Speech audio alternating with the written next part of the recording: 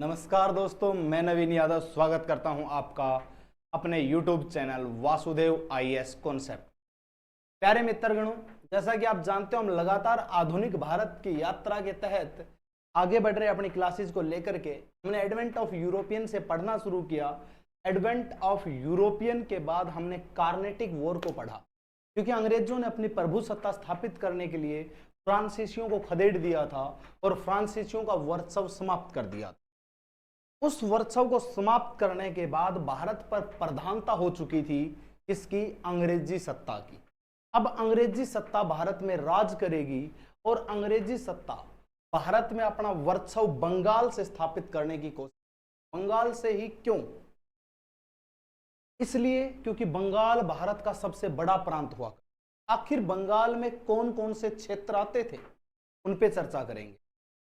प्यारे मित्रगणों, अब मैं आपको अपनी गुलामी की दास्तां बताऊं कि हम गुलाम कैसे हुए, किस प्रकार से गुलाम हुए। अब तक तो यूरोपियन कंपनी आ रही थी और अपने आप को स्थायित्व बनाने के लिए, अपने आप को स्टेबल करने के लिए आपस में ही लड़ रही थी।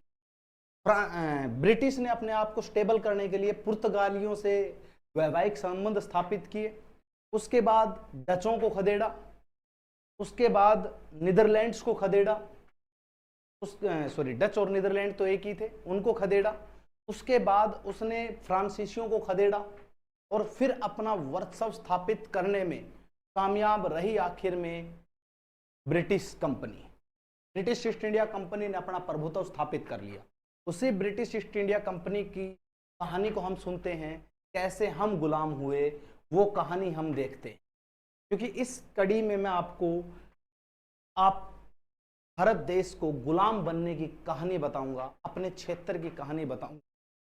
प्यारे मित्रगणों, जो बंगाल में अंग्रेजी प्रभु सत्ता है, इसका मतलब ही यह है कि भारत में गुलामी की नींव रख देना, यानी कि भारत को गुलाम बनाने की नींव यहां से रखी गई थी। आखिर कैसे, उस पर हम चर्चा करेंगे।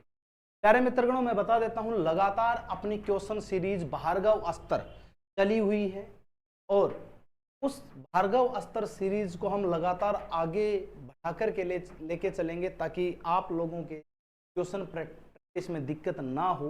अभी तक 3 क्वेश्चन सीरीज में डाल चुका हूं, बट एक सीरीज मैंने नहीं डाली है, वो आगे मैं डाल दूंगा। क्यों? क्योंकि मैंने बताया था कि हरियाणा में इलेक्शन चल रहे हैं, जिसके चलते मैं थोड़ा सा व्यस्त हूँ, टाइम नहीं निकाल पा रहा हूँ। इसलिए बीच बीच में एक आध क्लास रिकॉर्ड करके मैं आपके सामने ला रहा हूँ।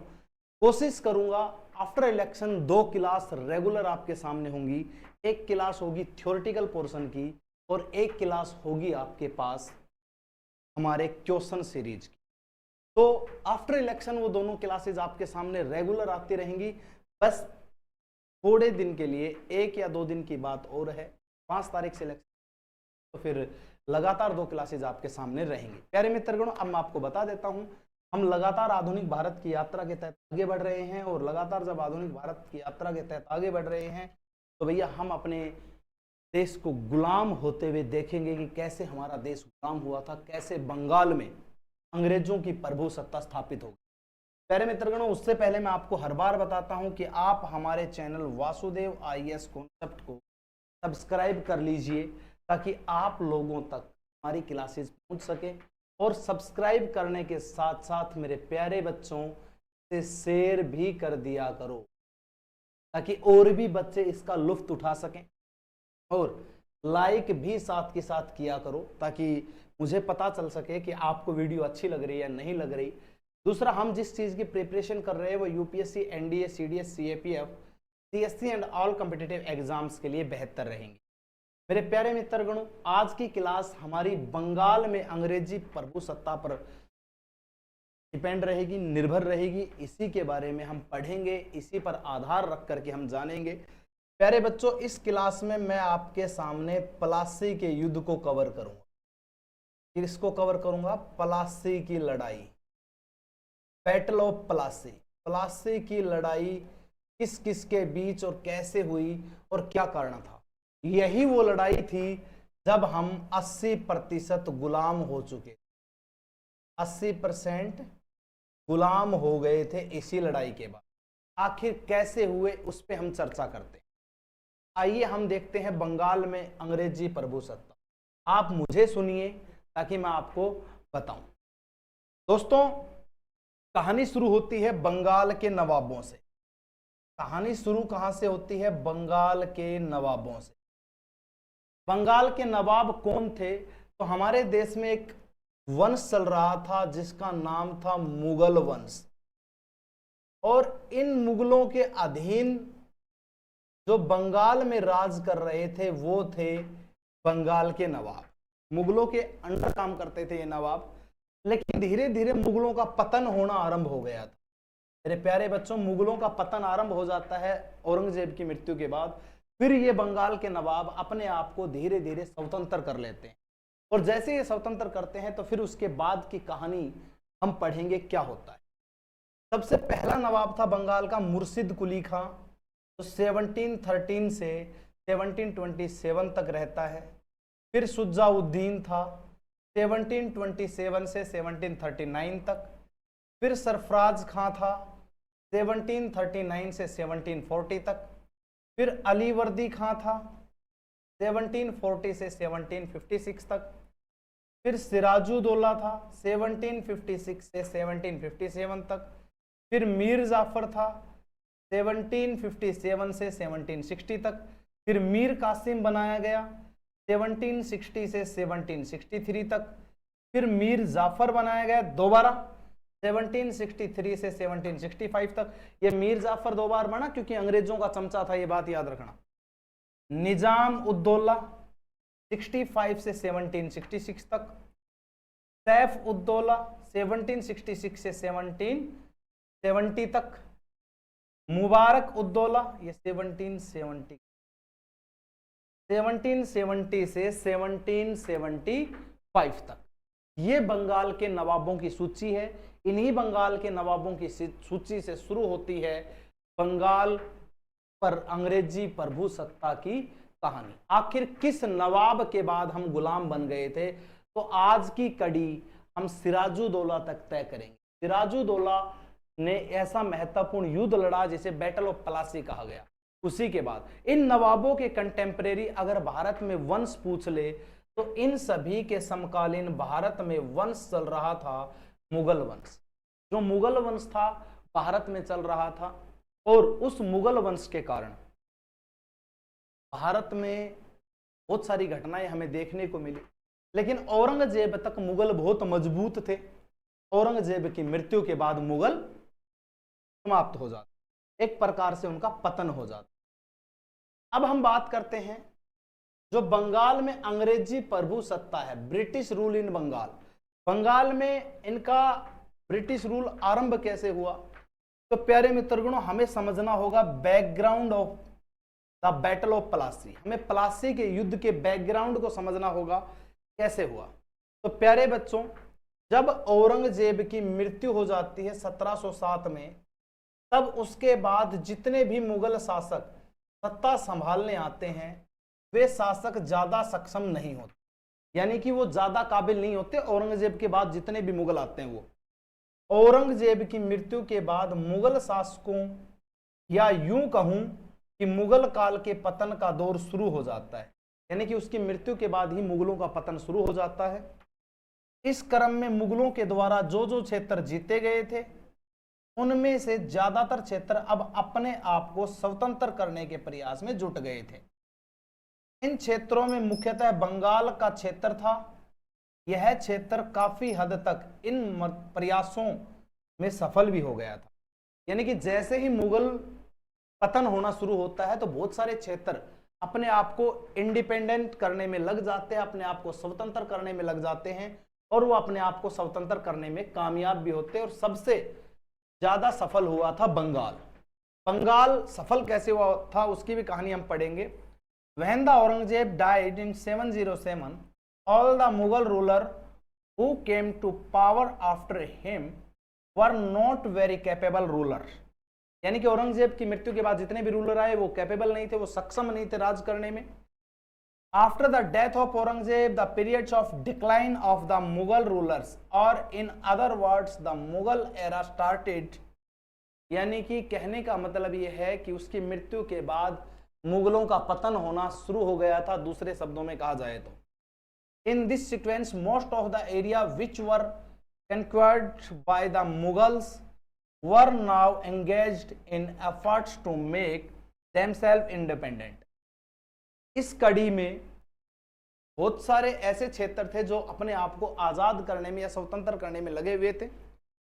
These areas mainly included the area of Bengal and this area was also successful in the efforts to a large extent. यानी कि सबसे बड़ी मात्रा में, काफी हद तक इस चीज में अपने आप को सफल बनाने में कामयाब रहा बंगाल। कामयाब रहा बंगाल। बंगाल ने अपने आप को इस क्षेत्र में काफी हद तक सफल बना लिया था। अब बैकग्राउंड ऑफ प्लासी की मैं बात करता हूं तो जो बंगाल था वो बंगाल कौन सा क्षेत्र था? तो जो आज के दिन बंगाल देखते हो वो नहीं था। बंगाल के क्षेत्र की अगर मैं बात करता हूं तो ये जो एरिया है वर्तमान उड़ीसा, वर्तमान का बिहार और वर्तमान के बिहार के साथ साथ कुछ हिस्सा असम का और असम के साथ साथ कुछ हिस्सा बांग्लादेश का भी उसमें शामिल था। ठीक, ये पूरा का पूरा एरिया बंगाल क्षेत्र में आता था। ठीक, और बंगाल क्षेत्र में जब ये एरिया आता था इसे बोला जाता था territory of the Nawab of Bengal. 1717 से 1751 तक बंगाल के एरिया का क्षेत्र रहा, नवाब का क्षेत्र रहा। अगर मैं बात करता हूं तो इधर अवध हुआ करता था और इधर वाले क्षेत्र कम होता था, और इन क्षेत्रों में भी अंग्रेजी प्रभु सत्ता का आधिपत्य हमें देखने को मिला था। ठीक, अब ये बैटल ऑफ प्लासी होने का कारण क्या था वो कड़ी हम पढ़ेंगे, लेकिन उससे पहले मैं बता देता हूं बैटल ऑफ प्लासी होने का एक कारण था तो भारत में बंगाल का एक नवाब था। कौन था? बंगाल का एक नवाब जिसका नाम था सिराजुद्दौला। जो सिराजुद्दौला भाई साहब है, सिराज भाई है, ये अंग्रेजों की नाक में दम कर देगा। कैसे? तो ये बंगाल का जब नवाब बनता है अलीवर्दी खां के बाद, अलीवर्दी खां का कोई वारिस नहीं था, सिराजुद्दौला उसकी बेटी का बेटा था, घसीटी बानो का ये बेटा हुआ करता था। तो क्या था, सिराजुद्दौला ने अंग्रेजों से टैक्स की मांग करी कि वे तुम हमारे क्षेत्र में व्यापार करोगे तो टैक्स दोगे। लेकिन अंग्रेजों को 1717 में मुगल बादशाह फर्रुख शेर के द्वारा ऑर्डिनेंस जारी करके निःशुल्क व्यापार की अनुमति दे दी थी, बाहरी छूट दे दी थी। तो सिराजुद्दौला की बात को हल्के में ले गए। जैसे इसकी बात को हल्के में ले गए तो सिराजुद्दौला ने क्या किया कि बंगाल के अंदर एक बाजार होता था, अंग्रेजों का व्यापारिक बाजार था बंगाल में, और उस बाजार का नाम था कासिम बाजार। कासिम बाजार। और सिराजुद्दौला ने इस कासिम बाजार को क्या कर लिया?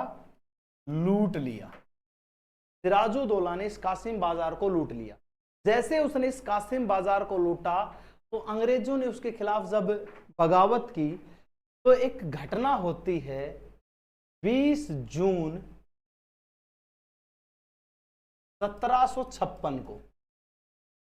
सिराजुद्दौला ने 146 अंग्रेज अधिकारियों को, 146 अंग्रेजों को काल कोठरी में बंद कर दिया। काल कोठरी में बंद कर दिया, ये बात याद रखना।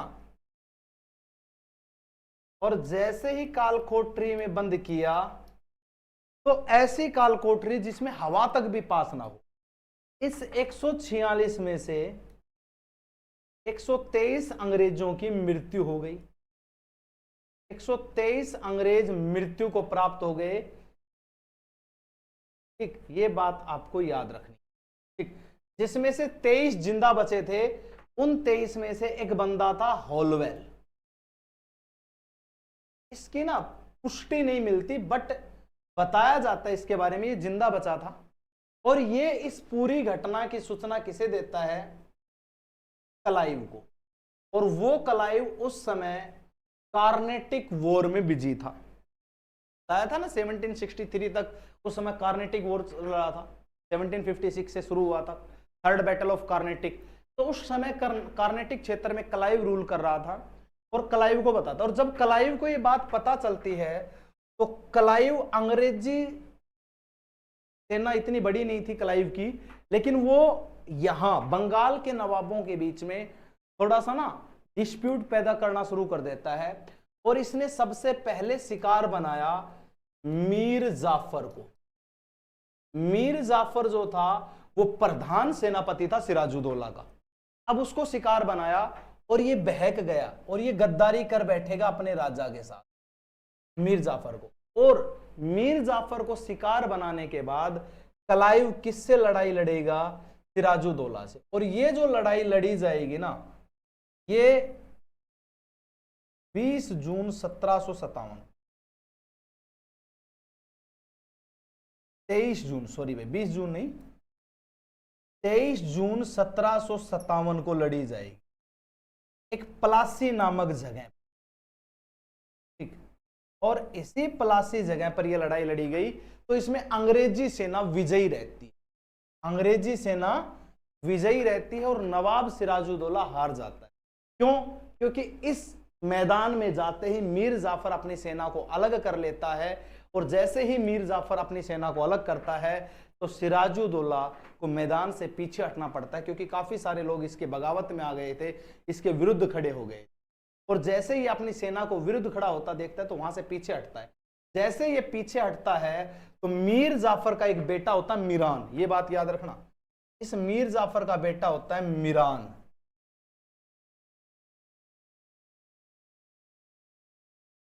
ये मीरान क्या करता है? धोखे से सिराजुद्दौला की हत्या कर देता, धोखे से सिराजुद्दौला की हत्या कर देता है। ये बात आपको याद रखनी, ठीक। और जैसे ही सिराजुद्दौला की हत्या होती है तो बंगाल का अगला नवाब मीर जाफर को नियुक्त करता है। और ये ऑफर अंग्रेजों ने दिया था मीर जाफर को। ये थी कहानी बैटल ऑफ प्लासी के बैकग्राउंड की। बैटल ऑफ प्लासी का जो बैकग्राउंड था वो ये था, इस आधार पर बैटल ऑफ प्लासी लड़ी गई थी। ये एक बेस था बैटल ऑफ प्लासी का और इस प्रकार से धोखे से हत्या कर दी। आप इसका स्क्रीनशॉट ले सकते हो ताकि आप समझ सको अच्छे से, ठीक है। उसके बाद हम बात करते हैं कहानी क्या रही, उस पर हम चर्चा करते हैं। तो कहानी क्या रही दोस्तों? उस समय बंगाल का क्षेत्र सिर्फ वर्तमान भारत के बंगाल क्षेत्र जितना नहीं था, बल्कि उड़ीसा, बिहार और वर्तमान का बांग्लादेश, इन सब क्षेत्रों को मिलाकर बंगाल कहा जाता था। इस बंगाल के क्षेत्र में बहुत सारे उद्योग, वस्त्रों का और कपास का उत्पादन भी किया जाता था, ठीक। वर्तमान बंगाल कितना बड़ा था वो मैंने डायग्राम के माध्यम से आपको बताया। यहां पर ये व्यापार होते थे, वस्त्रों और कपास का उत्पादन भी होता था यहाँ पे।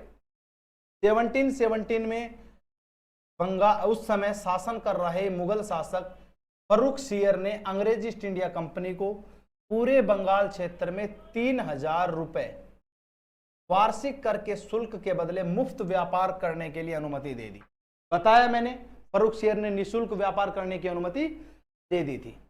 At that time, the area of Bengal was not only much as the Bengal region of present India, but also Odisha, Bihar, and present Bangladesh. All these areas together were called Bengal.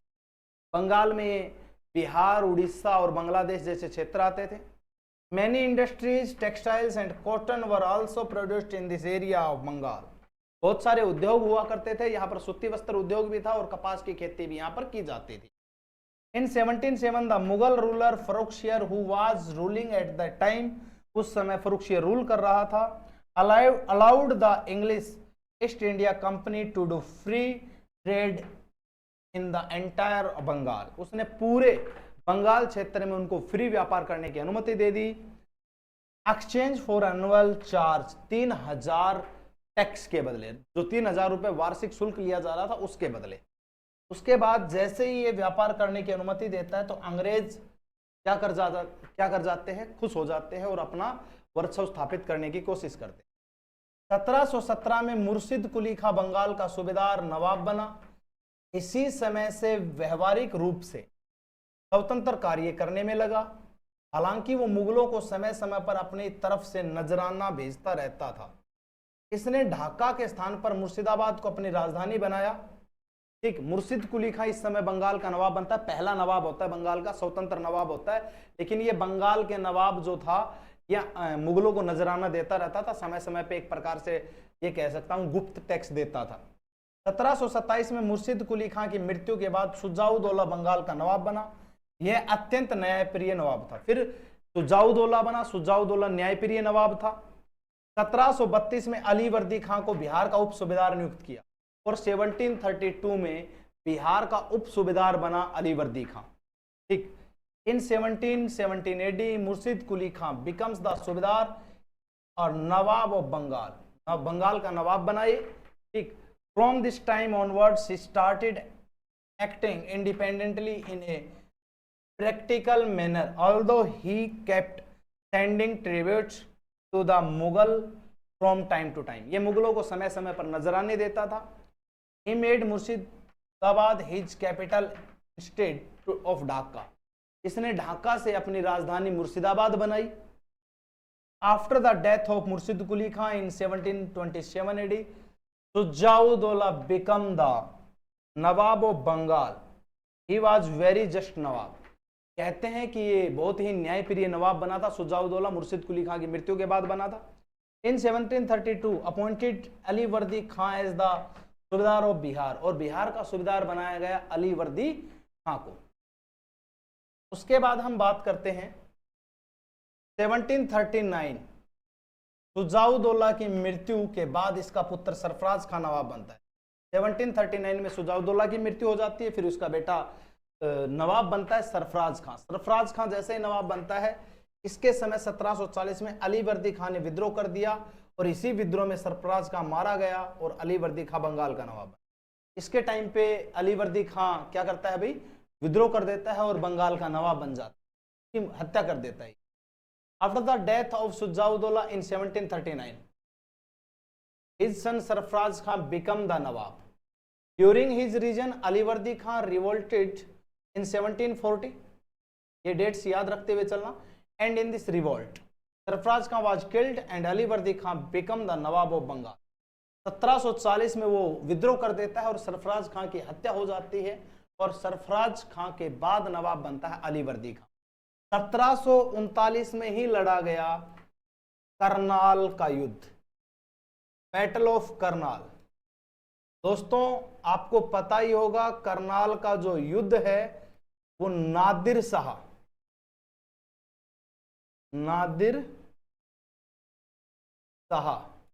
और मोहम्मद शाह रंगीला के बीच लड़ा गया, और मोहम्मद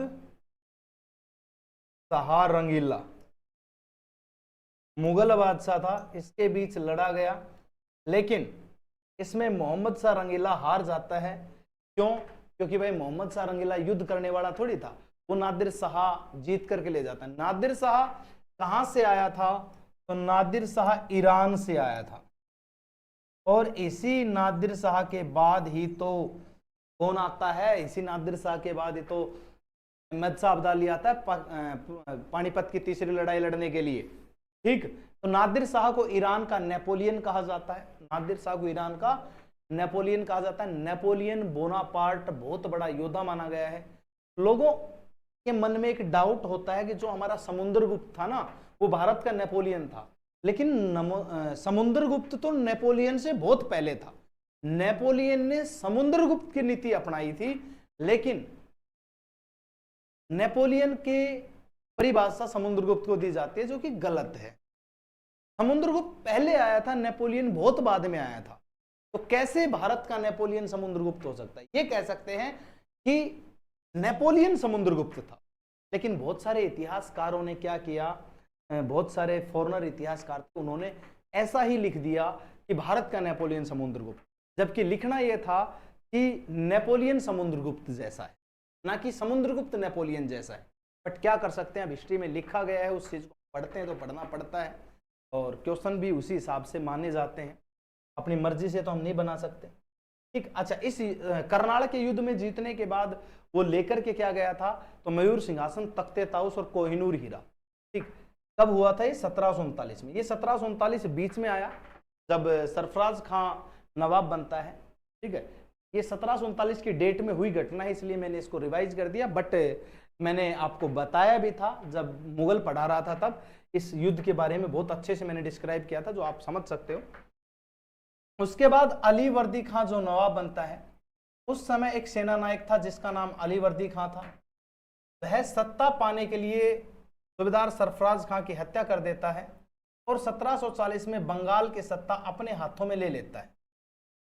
अली वर्दी खां ने मुगलों को 2 करोड़ का नजराना भी भेजा था ताकि मुगल उससे कुछ ना कुछ कहें, और ऐसा हुआ भी। मुगलों की तरफ से यह नजराना स्वीकार कर लिया गया और फिर अली वर्दी खां बंगाल की शासन व्यवस्था संभालने लग गया। अली वर्दी खां धोखे से शासक बना और उसने मुगलों को 2 करोड़ नजराना भेजा और मुगलों ने उसे स्वीकार भी कर लिया और वो अपनी शासन व्यवस्था संभाल लेता है। अली वर्दी खां बंगाल की सत्ता पर 1740 से लेकर 1756 तक रहता है और अपने इस काल में वह बंगाल को एक अलग क्षेत्र अर्थात मुगलों से आजाद क्षेत्र बनाने का प्रयास करता है। यानी कि उसने मुगलों से भी अपने क्षेत्र को अलग करने का प्रयास किया ताकि मुगलों के अंडर काम ना करना पड़े। ठीक। At that time there was a commander named Ali Vardi Khan. He killed subedar Sarfaraz to gain power and took over the power of Bengal in 1740। Ali Vardi Khan ने सरफराज खां को मार दिया ताकत के लिए, पावर के लिए, और 1740 में बंगाल का नवाब बना। Ali Vardi Khan had also sent a gift 2 crore to the Mughals. उसने 2 करोड़ का नजराना मुगलों को दिया ताकि मुगल उसे कुछ ना कहें। ठीक। उसके बाद मुगलों ने उसे स्वीकार भी कर लिया, लिखा हुआ है the Mughal accepted this gift. ठीक। Then Ali Vardi Khan started managing of the administration of Bengal, और उसने बंगाल की शासन व्यवस्था को संभालना शुरू कर दिया। ठीक है। अली वर्दी खां रूल्ड बंगाल फ्रॉम 1740 टू 1756। उसने 1740 से 1756 तक 16 साल तक बंगाल में राज किया। ठीक। During this period he tried to make Bengal a separated region. उसने बंगाल को एक अलग क्षेत्र स्थापित करने के लिए प्रयास किया। A region free from the Mughals, यानी कि ऐसा क्षेत्र जो मुगलों से अलग हो, ठीक, मुगलों से आजाद रहे, ये स्थापित करने में। उसके बाद अगर मैं बात करता हूं तो अंग्रेजी ईस्ट इंडिया कंपनी को भी बंगाल में मुगलों की तरफ से मुक्त व्यापार की अनुमति मिली थी, तो वे भी अपने व्यापार का विस्तार बंगाल में बढ़ चढ़कर कर रहे थे। इससे यूरोपियों की उपमा मधुमक्खियों से की। कहने का मतलब ये है, अली वर्दी खां जो था, जब वो अपने आप को स्वतंत्र करने में लगा हुआ था, तो उस समय अंग्रेजी भी फ्री व्यापार का लाभ उठा रही थी और वो अपने व्यापार को बढ़ा चढ़ा रही। अब अली वर्दी खां ने अंग्रेजों की तुलना मधुमक्खियों से की कि जब तक इस छत्ते को ना छेड़ा जाए तो वो फायदा देगा, जैसे अंग्रेजों को छेड़ दोगे तो वो हमें दुखी करने लग जाएंगे। कहने का मतलब जैसे मधुमक्खी का छत्ता होता आराम से होता है, आप उसके साथ छेड़खानी नहीं करते हो, शरारत नहीं करते हो, तो आपको कुछ नहीं कहता। लेकिन जैसे आप उसमें कंकर मार देते हो या उनको छेड़ देते हो तो वो क्या हो जाता है, वो इतनी गुस्से में हो जाते हैं कि आपको काटने लग जाते हैं। तो वैसे ही अंग्रेजों की तुलना इसने मधुमक्खियों से की है। इसके अनुसार यदि इन्हें न छेड़ा जाए तो ये शहद देंगे, यदि इन्हें छेड़ा जाएगा तो ये काट काट कर मार डालेंगे। ये अली वर्दी खां का मानना था। अली वर्दी खान के कोई पुत्र नहीं था। इसने अपनी सबसे छोटी पुत्री के बेटे सिराजुद्दौला का अपना उत्तराधिकारी नियुक्त किया। इस सबसे छोटी बेटी का नाम था टीटी बानो बेगम। टीटी बानो नाम था इसका, तो इसमें हंसने की कोई बात नहीं। नाम कुछ भी हो सकता है, पुराने समय में हुआ करते। टीटी बानो का बेटा था सिराजुद्दौला। ठीक है, इंग्लिश में क्या कहते हैं देख लीजिएगा। The English east India company had also received permission from the Mughals for free trade in Bengal. They were also expand their trade in Bengal. Free व्यापार की अनुमति थी, बढ़ा चढ़ा रहे थे अपने व्यापार को। He compared the Europeans to bees. According to him, if they are not disturbed, they will give honey. If they are disturbed, they will kill by biting. उसने कहा कि ये मधुमक्खियों की तरह हैं। अली वर्दी खां ने कहा छेड़ोगे नहीं तो शहद देंगे, अगर इनको छेड़ दिया जाएगा तो काट काट के मार डालेंगे। Since Ali Wardi Khan had no son, he appointed Sirajuddaulah, the son of his youngest daughter, as his successor. Successor, यानी कि अलीवर्दी खां के कोई बेटा नहीं था, उसने अपने बेटे के बेटे को राजा बना दिया, अपना उत्तराधिकारी नियुक्त कर दिया। सिराजुद्दौला 1756 से 1757 तक, बेचारा एक ही वर्ष तक रहा, क्या कहानी रही उसकी मैं बात करता हूं। सिराजुद्दौला 1756 में बंगाल की सत्ता प्राप्त होती है। इसके सत्ता में आने के बाद बहुत सारे लोगों में जलन की भावना पैदा होने लगी, और सबसे ज्यादा जलन हुई मीर जाफर को, क्योंकि वो प्रधान सेनापति था इसके नाना का, अलीवर्दी खां का। अलीवर्दी खां का प्रधान सेनापति था, उसको लगता था इसके बेटा नहीं है, मुझे राजा बनाएगा, मुझे नवाब बनाएगा, बट ऐसा नहीं हुआ। सिराजुद्दौला नवाब बन गया, और ये नवाब बनते ही उनके मन में जलन की भावना आई, और वो इसके साथ गद्दारी करेंगे, तो मरवाने में मदद कर देंगे, और ये बेचारा धोखे में मर जाएगा। इसने पहचाना ही नहीं मीर जाफर को कि वो गद्दार निकलेगा। इसने तो विश्वास किया था कि मेरे नाना का विश्वास पात्र मेरा भी बनेगा, बट ऐसा नहीं था ना। पिता पुत्र ने गला काट दिया, वो तो फिर भी सेनापति था। सिराजुद्दौला का अंग्रेजों के साथ संबंध बिगड़ गए, क्योंकि अंग्रेजों ने नवाब के शत्रुओं को शरण दे रखी थी, और नवाब के मना करने के बावजूद भी बस्तियों का दुर्गीकरण कर रहे थे। इसी के कारण सिराजुद्दौला रुष्ट हो गया, और 15 जून 1756 को नवाब कलकत्ता स्थित फोर्ट विलियम पर आक्रमण कर देता है। 5 दिनों के युद्ध के बाद 20 जून 1756 को फोर्ट विलियम पर अधिकार कर लिया, और अंग्रेज भागकर फुल्टा नामक टापू में शरण ले लेते हैं।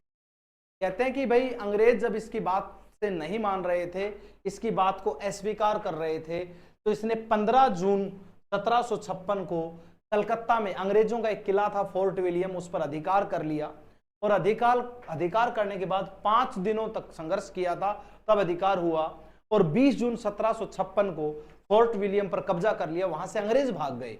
अंग्रेज भागने पर अंग्रेजों ने एक टापू होता था फुल्टा, उस फुल्टा टापू पर शरण ले ली। अब फुल्टा टापू पर शरण लेने के बाद अंग्रेजों ने रणनीति बनाई और इसके खिलाफ लड़ाई लड़ी, उसकी भी कहानी मैं आपको बताता हूं। Siraj-ud-Daulah got the power of Bengal in 1756. After his coming to power, many people started feeling jealous.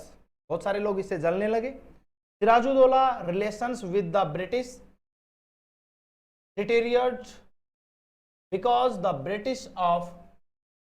British had given shelter to come enemies of the Nawab and were fortifying the settlements despite the Nawab refusal, यानी कि जो Britishers थे उसके दुश्मनों को शरण दे रहे थे, ठीक, और इसने बार बार मना करने पर भी वो नहीं माने, और वो बस्तियों का दुर्गीकरण यानी कि किलाबंदी कर रहे थे। Due to this Sirajuddaula becomes angry and on 15 June 1756 the Nawab attacked Fort William. इसने 15 जून 1756 को फोर्ट विलियम पर अटैक कर दिया।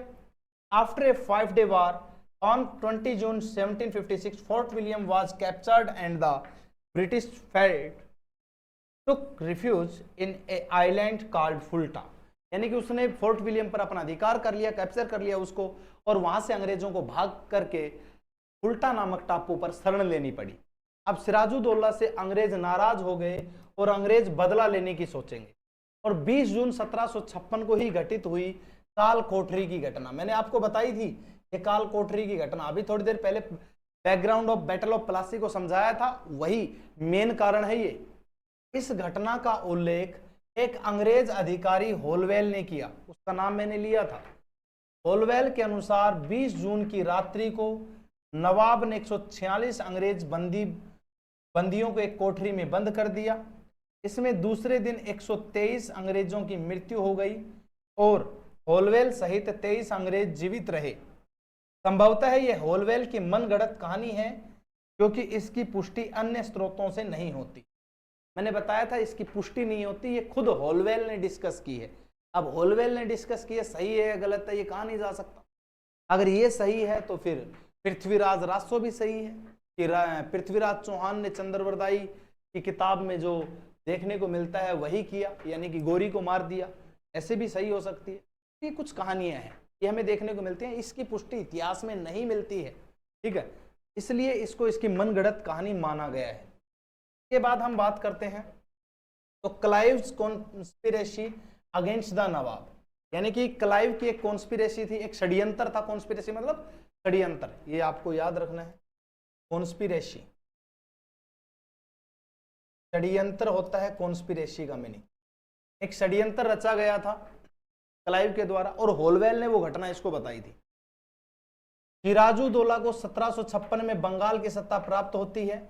उसके सत्ता में आने के बाद बहुत सारे लोगों में जलन की भावना पैदा होने लगती है। नवाब सिराजुद्दौला के प्रमुख अधिकारी उससे असंतुष्ट थे। इसका लाभ उठाकर क्लाइव ने नवाब के विरुद्ध एक षड्यंत्र रचा। इस षड्यंत्र में नवाब के दुश्मन शामिल थे। इसने षड्यंत्र रचा, इसको पता था लोग इससे जल रहे हैं, और उन जलते हुए लोगों को मैं अपने पक्ष में ले लूं तो मैं इसको हरा दूंगा और अपना अधिकार रख लूंगा। सबसे पहला मुख्य सेनापति मीर जाफर, इसका दीवान राय दुर्लभ, सैनिक अधिकारी यार लतीफ और बंगाल का एक व्यापारी जगत सेठ सम्मिलित थे। सोचिए, इतने लोग खिलाफ थे सिराजुद्दौला के, और इसी के घर में काम कर रहे थे, इसी के यहाँ नौकरी कर रहे थे। यानी कि ये गद्दारों को पहचान ही नहीं पाया।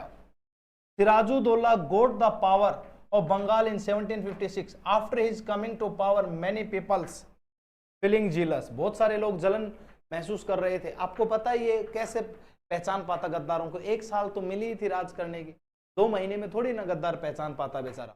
इसको क्या पता था ये ऐसे निकलेंगे? इसने तो लोगों को परखा भी नहीं था। Nawab Sirajuddaula main officers were dissatisfied with him taking advantage of this. Clive had conspiracy against the nawab, यानी कि उसने उसके खिलाफ षड्यंत्र रचा, इस चीज को का फायदा उठाया।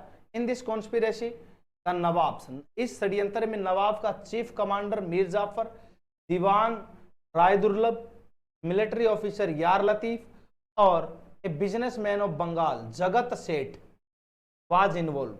ये लोग इसमें शामिल थे। ये लोग इसमें क्या थे? शामिल थे। ये बात आपको याद रखनी। अब जो लोग शामिल थे उन्होंने क्या किया? एक युद्ध हुआ, प्लासी की लड़ाई हुई। ये इतना बैकग्राउंड तैयार होने के बाद इस युद्ध पर हम पहुंचे, और इस युद्ध में क्या हुआ? प्लासी का युद्ध 23 जून 1757 ईस्वी को प्लासी भागीरथी नदी के तट पर स्थित है। यह युद्ध क्लाइव के नेतृत्व वाली एक छोटी सी अंग्रेजी सेना और नवाब सिराजुद्दौला की 50,000 की सेना के साथ हुआ। नवाब सिराजुद्दौला की सेना बड़ी थी, क्लाइव की छोटी सेना थी, और इसके बीच में यह युद्ध हुआ। युद्ध प्रारंभ होते ही मीर जाफर अपनी सेना लेकर अलग हो गया। जैसे युद्ध आरंभ हुआ, मीर जाफर सिराजुद्दौला से अलग हो गया। अंततः इस युद्ध में नवाब सिराजुद्दौला पराजित होकर मुर्शिदाबाद भाग गया, लेकिन नवाब को मुर्शिदाबाद में पकड़कर वध कर दिया गया। इसकी धोखे से हत्या कर दी थी मीर जाफर के बेटे मीरान ने। इसके बाद मीर जाफर बंगाल का नवाब बना और क्लाइव को व्यक्तिगत रूप से बहुत धन मिला। इस तरह प्लासी के युद्ध ने भारत में अंग्रेजी प्रभुसत्ता की नींव डाल दी। कंपनी को 24 परगना जिले की दीवानी प्राप्त हुई। यानी कि इसी युद्ध के बाद हम गुलाम बन गए थे। इसी युद्ध के बाद हम गुलाम बन गए थे। मैंने बताया था ना आपको, गुलामी की कहानी बताऊंगा। यह कहानी थी गुलामी की, इसमें स्पष्ट लिखा हुआ है। इस युद्ध के बाद, प्लासी के युद्ध ने भारत में अंग्रेजी प्रभुसत्ता की नींव डाल दी, यानी कि अंग्रेजों की स्थापना हो चुकी। कंपनी को 24 परगना जिलों की दीवानी प्राप्त हुई, यानी कि इसने 24 परगना जिलों पर अपना अधिकार कर लिया। और इसी युद्ध के बाद हम गुलाम बने। कितना? 80% गुलाम बने। बची खुची कसर बक्सर के युद्ध में निकल गई। बक्सर का युद्ध मैं आपको अगली क्लास में डिस्कस करूंगा। यानी कि अंग्रेजी प्रभुसत्ता जो है बंगाल में, अंग्रेजी प्रभुसत्ता, वो 2 क्लास में मैं आपके सामने ला रहा हूं। एक क्लास में ये और एक क्लास में अब बाद में अगली क्लास में मैं डिस्कस करूंगा। जो नेक्स्ट क्लास आपकी होगी उसके अंदर मैं बंगाल की प्रभुसत्ता, बंगाल में अंग्रेजों की प्रभुसत्ता वो डिस्कस करूंगा। मेरे प्यारे मित्रगणों, ये थी हमारे गुलाम बनने की कहानी। कैसे अंग्रेजों ने हमें गुलाम बनाया, हम अपने ही लोगों के कारण गुलाम हुए। सिराजुद्दौला की 50,000 की सेना भी हार गई। क्यों? क्योंकि उसके अंदर गद्दार थे, बहुत सारे लोग गद्दार बसे हुए थे, इसलिए हम हार गए। तो ये कहानी थी बैटल ऑफ प्लासी की, प्लासी के युद्ध की, जो एक बैकग्राउंड के साथ हमने। यहां तक कोई भी डाउट हो, किसी भी प्रकार का क्वेश्चन हो तो आप कमेंट पूछ सकते हो। प्यारे मित्रगणों, जितने भी विद्यार्थी मेरे नए चैनल से जुड़े हैं वो चैनल को शेयर कर देना, लाइक कर देना, और उन सभी का हार्दिक स्वागत करता हूं। और वो ज़्यादा से ज़्यादा बच्चों को जोड़ने का प्रयास करें। मेरे प्यारे प्यारे बच्चों, मैं लगातार ये क्लासेज आपके सामने ला रहा हूँ, ये निःशुल्क रहेंगी आपके सामने। और मैं आपको बता देता हूँ, इनका बेनिफिट आपको बहुत मिलेगा। मैं जल्द ही अदर सब्जेक्ट्स के भी क्लासेज आपके सामने अपलोड करवाऊंगा या लाइव लाऊंगा। बहुत जल्दी अदर सब्जेक्ट की क्लासेज भी आपके सामने लाऊंगा, ताकि आपको सभी सब्जेक्ट्स में टेंशन फ्री होना पड़े। क्यों? क्योंकि आप टेंशन फ्री होगे तभी एग्जाम में क्वालिफाई कर।